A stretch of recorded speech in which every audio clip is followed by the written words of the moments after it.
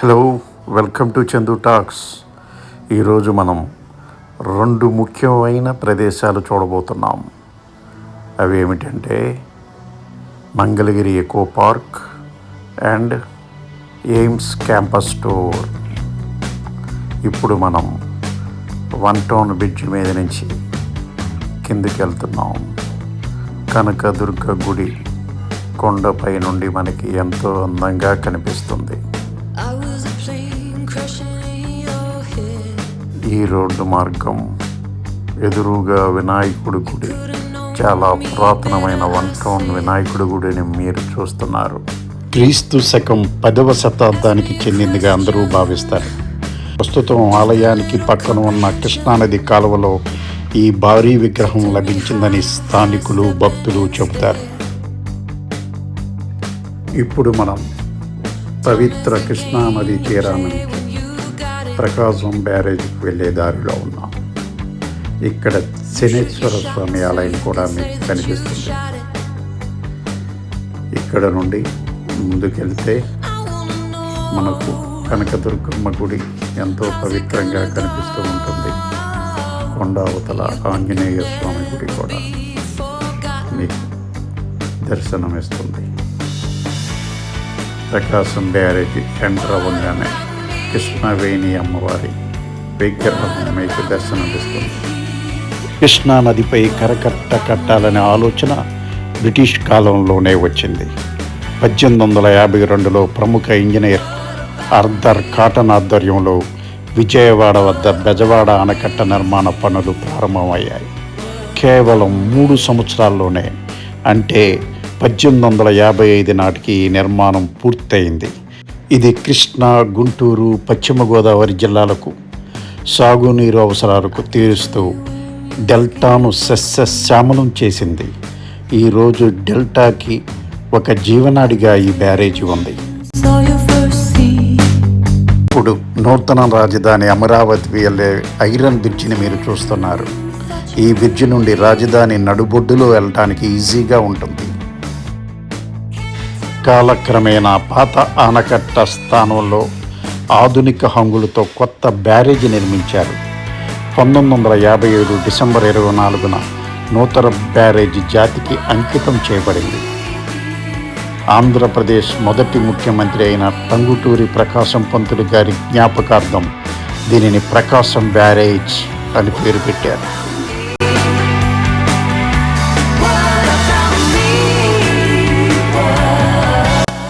ఇప్పుడు మన కుడి పక్కగా డిలైట్ డాబా ఉంది. ఇది వెజిటేరియన్ ప్రియులకు మన విజయవాడ వాళ్ళందరికీ సుపరిచయమే.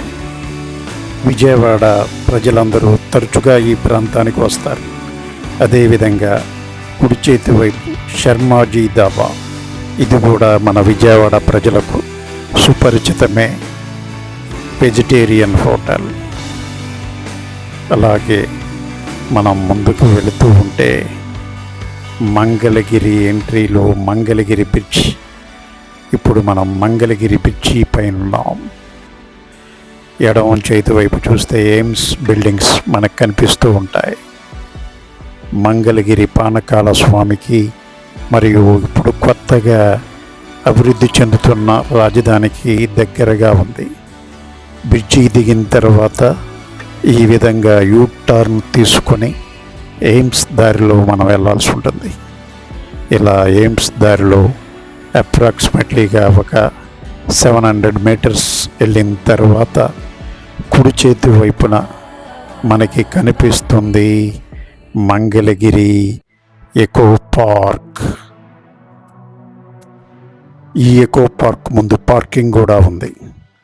ఎయిమ్స్ గేట్కి జస్ట్ కుడి చేతి వైపున ఈ పార్క్ ఎంట్రన్స్ ఉంటుంది. చిన్నపిల్లలు, యువత ఎన్నో విధాలుగా ఈ పార్కు ఉపయోగపడుతుంది.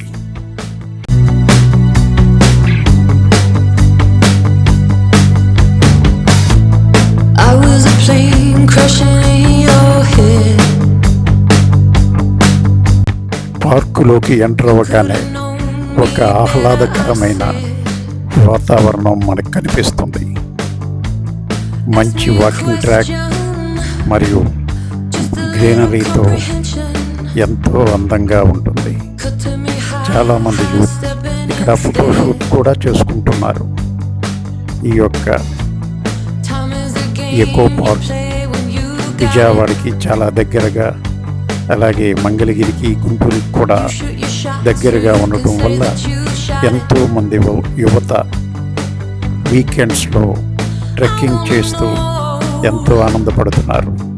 అదేవిధంగా మంగళగిరి స్థానికులు మార్నింగ్ వాక్ కోసం మరియు ఈవినింగ్ చిన్నపిల్లలతో ఆడుకోవడానికి కూడా ఇక్కడ చాలా బాగుంది.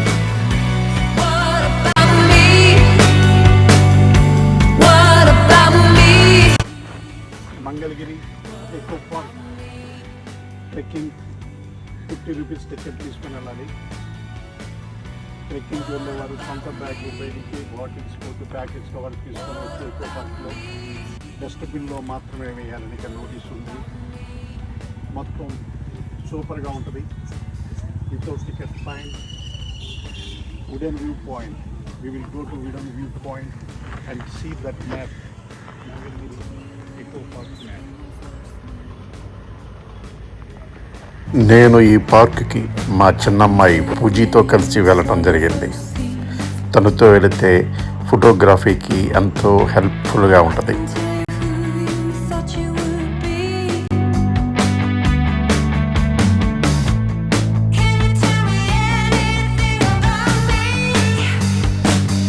ఈ ఎకో పార్కు ఆంధ్రప్రదేశ్ అటవీ శాఖ ఆధ్వర్యంలో సుమారు 250 ఎకరాలకు పైగా విస్తారంలో అటవీ మరియు కొండ ప్రాంతంలో విస్తరించి ఉంది.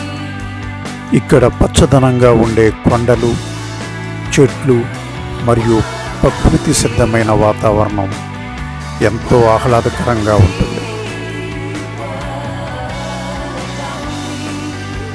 ఇక్కడ ట్రీ హౌస్లు మరియు వాచ్ టవర్లు ఉన్నాయి.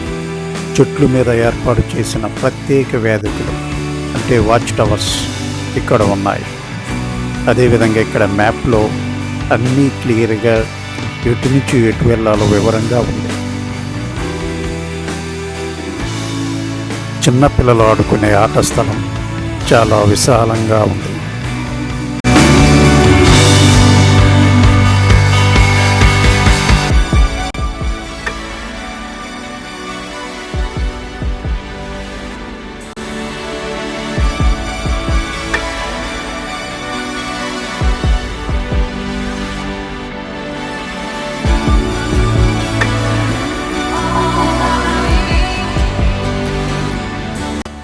ఇక్కడ నవగ్రహాలకు సంబంధించిన అన్ని చెట్లు ఇక్కడ ఒక చక్రంలో ఏర్పాటు చేయబడ్డాయి. ఈ విధంగా ప్రతి చెట్టు దాని పేరుతో ఒక చక్రాన్ని ఏర్పాటు చేసి ప్రకృతి సిద్ధమైన వాతావరణంలో ఏర్పాటు చేయబడ్డాయి.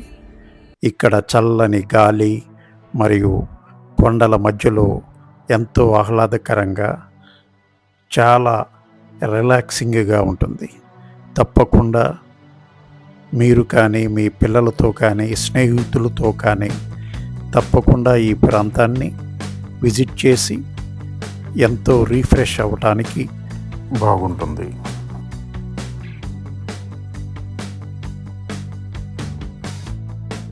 ఈ మంగళగిరి ఎకో పార్క్ మొత్తం 2.78 కిలోమీటర్స్ వాకింగ్ ట్రాక్ ఉంది. అన్నీ క్లియర్గా మ్యాప్లో వివరించి అక్కడ అన్నీ ఉన్నాయి. చిన్నపిల్లలు కానీ టీనేజర్స్ ఆడుకోవడానికి ఓపెన్ జిమ్ ఎంతో నీట్గా మెయింటైన్ చేస్తున్నారు. ఈ ఓపెన్ జిమ్లో పిల్లలందరూ ఎంతో ఆహ్లాదకరంగా వారి యొక్క ఆటలు ఆడుకుంటున్నారు.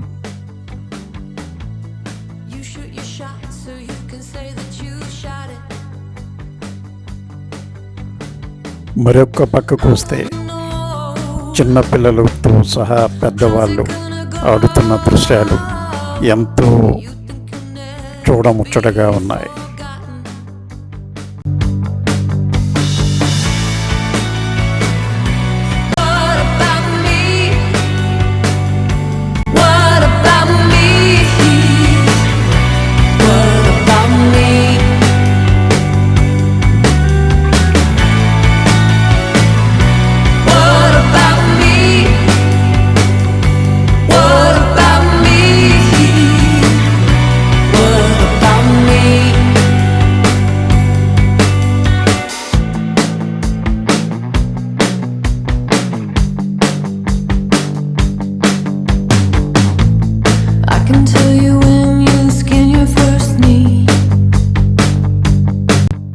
ఎకో పార్కు ఉదయం 6 గంటల నుండి సాయంత్రం 5 గంటల వరకు కంటిన్యూగా ఓపెన్ చేయబడి ఉంటుంది.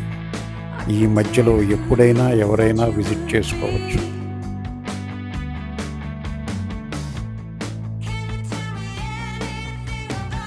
ఇప్పుడు మనం పనిలో పనిగా ఎంతో ప్రతిష్టాత్మకమైన AIIMS all India institute of medical sciences క్యాంపస్లోకి వచ్చాం. ఈ క్యాంపస్ టూర్ కూడా మనం ఇప్పుడు చేయబోతున్నాం. చూశారుగా ఈ క్యాంపస్ ఎంత ఆహ్లాదకరంగా, ఎంత నీట్గా ఉందో. నిజంగా ఈ ఎయిమ్స్ మన ఆంధ్రప్రదేశ్కు ఒక మణిహారం లాంటిది. ఈ ఎయిమ్స్ గురించి మనం డీప్గా వీడియో, అసలు పేషెంట్స్ ఏం జరుగుతుంది అనేది తర్వాత మంచి వీడియో భవిష్యత్తులో తయారు చేసి మీ అందరికీ అందజేస్తాను. ప్రస్తుతానికి ఈ క్యాంపస్ టూర్ చాలా అందంగా ఉంది. మీరందరూ చూసి మీ యొక్క కామెంట్స్ని తెలియచేయండి. అదేవిధంగా మీకు ఎన్నో విషయాలు తెలియచేస్తున్న చందు టాక్స్ని ఆదరించండి, సబ్స్క్రైబ్ చేసుకోండి. మన కొత్త రాజధాని నుండి ఈ నేషనల్ హైవేకు ఒక స్పెషల్ రోడ్డు ఏర్పడుతుంది. ఆ రోడ్డు కొండ మీదుగా వస్తుంది. ఆ యొక్క రోడ్డు యొక్క దృశ్యాలు మీరు ఇప్పుడు చూస్తున్నారు. రాజధాని నుండి డైరెక్ట్గా ఎయిమ్స్ కొండ పక్కగా నేషనల్ హైవే పక్కన డీజీపీ ఆఫీస్ దగ్గర ఆ యొక్క రోడ్డు కలుస్తుంది. ఇప్పుడు మనం ఎయిమ్స్ రోడ్లో వెళ్తున్నాం. రైట్ సైడ్న అంబులెన్స్, చాలా అంబులెన్స్ అక్కడ వెయిట్ చేస్తూ ఉన్నాయి. ఇది రాజధానికి పైకి వెళ్ళటానికి కొత్త రోడ్డు మార్గం.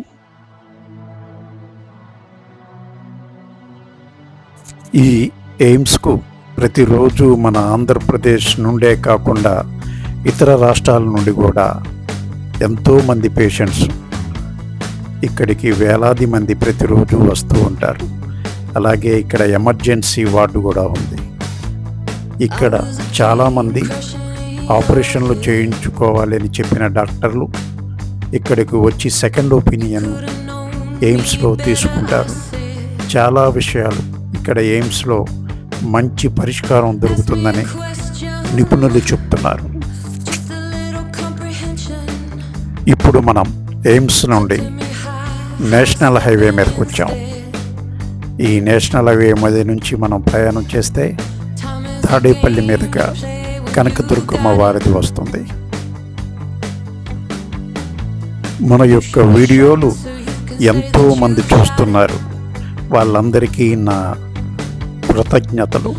అదేవిధంగా సబ్స్క్రైబ్ కూడా చేసుకోవాలని, ఇలాంటి వీడియోలు ఎన్నో మీ అందరికీ వచ్చే విధంగా చేస్తానని, దయచేసి సబ్స్క్రైబ్ చేసుకోవటం మర్చిపోవద్దని అందరినీ కోరుకుంటూ మీ చందు. Good night.